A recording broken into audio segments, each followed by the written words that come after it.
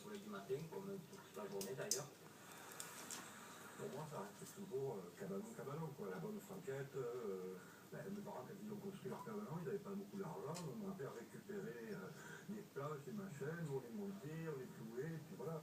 Lieu de villégiature notamment pour les Marseillais, au siècle dernier, la calanque de Niolon s'est progressivement peuplée à l'année. Aujourd'hui, ils sont près d'une centaine à vivre hiver comme été au-dessus du port. On fait ça en premier, hein. C'est la mer, on se baigne 8 ou 9 mois par an, hein. On profite, il y a le marteau, la pêche, un peu de pollution, voilà. C'est la vie des calanques quand même. Parce qu'on est né là, donc on aime Niolon, hein. Particulièrement Niolon, hein. Parce que c'est notre calanque, quoi, nous. Leur calanque et ces fonds marins que des milliers de plongeurs viennent découvrir chaque année. Sur cette paroi sous-marine, vous allez avoir de la gorgone, vous allez avoir des anémones jaunes qui en comptent une partie de ce tombant. Soyez vigilants, prenez le temps de regarder, de manière à profiter au maximum de la plongée.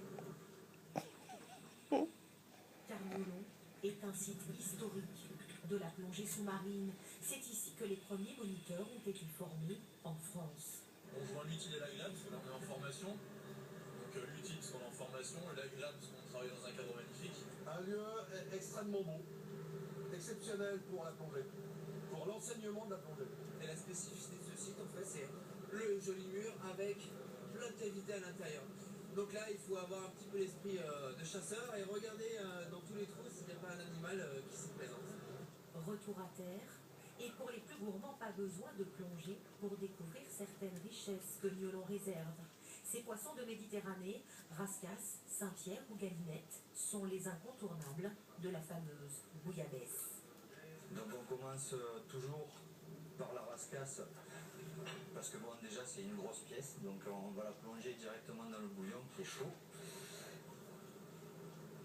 Et on va la laisser cuire gentiment. La galinette, les vives et le filet, le poisson. Voilà. Et on rajoute le 6e poisson et aujourd'hui une petite orange. C'est excellent, c'est très fin, on voit que le poisson est frais, c'est un plaisir. Déguster un peu de Méditerranée face à un panorama unique, les terrasses des restaurants de Niolon offrent un peu plus que la seule gastronomie provençale. Un moment privilégié au cœur d'une calanque, belle représentation de l'authenticité de la côte bleue. Merveilleuse côte bleue, où on retourne bien sûr demain. Autre série, notre découverte du Val d'Aoste entre la France et l'Italie. Après les éleveurs, leur vie en montagne, les artisans qui y travaillent, un quart aujourd'hui sur l'habitat traditionnel de ce Val d'Aoste, du bois bien sûr, des chalets bien sûr, parfois très grands et très anciens. À Ayas, Gaël Charnet et Yves Delécluse.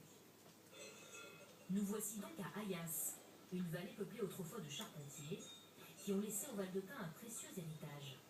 Des chalets au large balcon de bois.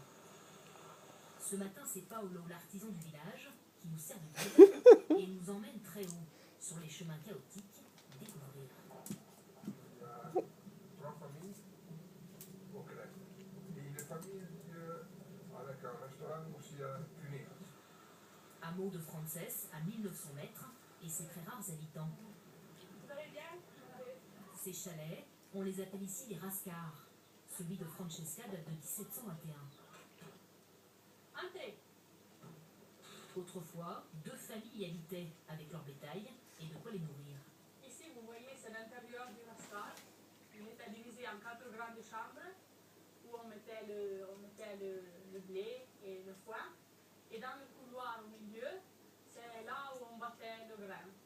Après 6 ans de travaux, elle et sa tante l'ont transformé en auberge, en prenant soin d'y conserver la vaisselle, les photos, le vieux four, tous authentiques. Je crois que les jeunes maintenant savent que toute notre richesse est ici et qu'il faut la garder parce que c'est très précieux. Plus bas dans la vallée, nous retrouvons Paolo l'artisan. Il nous fait visiter son dernier chantier, un rascar de 1700.